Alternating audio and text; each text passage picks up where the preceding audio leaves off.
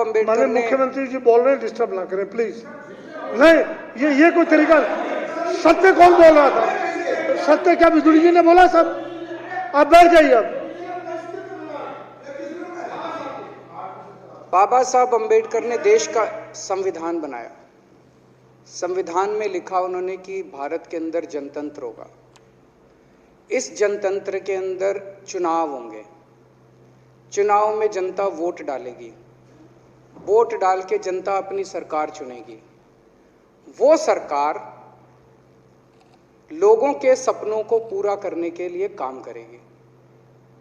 BJP को ये पसंद नहीं है। बीजेपी नहीं चाहती चुनाव हो। बीजेपी चाहती है कि चुनाव खत्म हो जाए।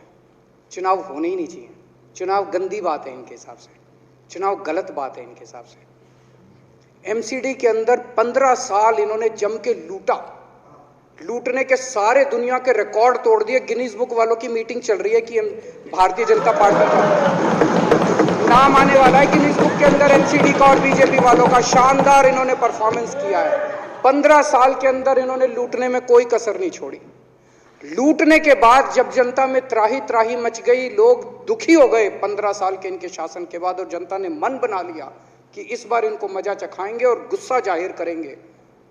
चुनाव आयोग ने ऐलान कर दिया कि हम आज शाम को 5 बजे 9 तारीख को 9 मार्च को शाम को 5 बजे आज चुनाव की डेट्स की घोषणा की जाएगी। 4 तारीख को प्रधानमंत्री के दफ्तर से फोन जाता है, चिट्ठी जाती है चुनाव कमिश्नर को, चुनाव रद्द कर दो।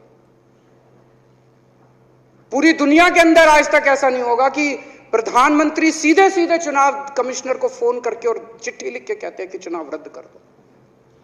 इसलिए ये नफरत करते हैं बाबा साहब अम्बेडकर से। ये कहते हैं बाबा साहब अम्बेडकर नहीं होता तो जनतंत्र नहीं होता इस देश के अंदर। कल एक बीजेपी का बड़ा नेता मिला, बोला जी मैंने तो अपने बीजेपी के बड़े नेताओं को बोल दिया ये चुनाव का चक्कर छोड़ो, एमसीडी में भी एनडीएमसी जैसा कर दो। मैंने कहा इसका क्या मतलब? वो बोले जैसे एनडीएमसी में चुनाव ही नहीं होते, एनडीएमसी में केंद्र सरकार नॉमिनेट कर देती है। बोले जी एमसीडी में भी यही हो जाना चाहिए। अध्यक्ष महोदय, इनका बस चले ना इस देश के अंदर सारे राज्यों में और देश में चुनाव कराना बंद कर दें।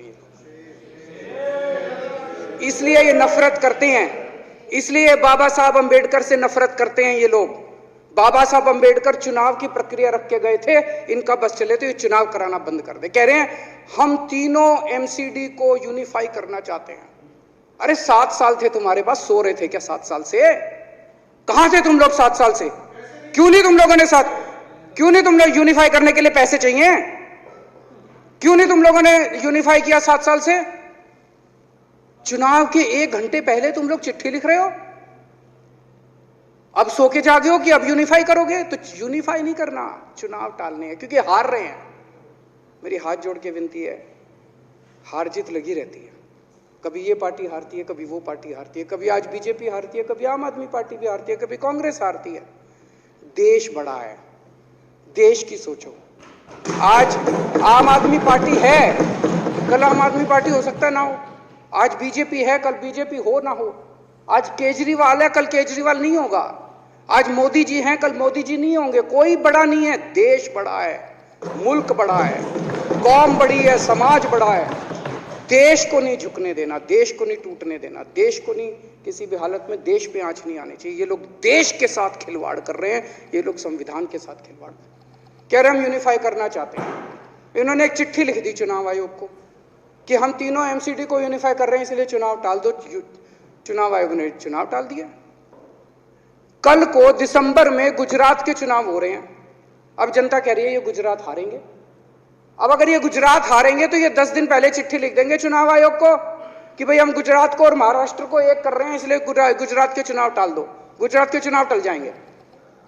अगली बार ये लोकसभा हारेंगे, चिट्ठी लिख देंगे जी ये पार्लियामेंट्री फॉर्म ऑफ सिस्टम बड़ा खराब है, हम प्रेसिडेंशियल फॉर्म ऑफ सिस्टम ला रहे हैं, संविधान बदल रहे हैं, चुनाव टाल दो। चुनाव टल जाएंगे। ये क्या मजाक बना रखा है इन्होंने, नौटंकी कर रखी है इन्होंने। भारत जनतंत्र है, देश ये बर्दाश्त नहीं करने वाला जो इन्होंने नौटंकी कर रखी है। कहते हैं हम दुनिया की सबसे बड़ी पार्टी हैं, हम तो जी दुनिया की सबसे छोटी पार्टी हैं। फिर भी डर गए तुम लोग।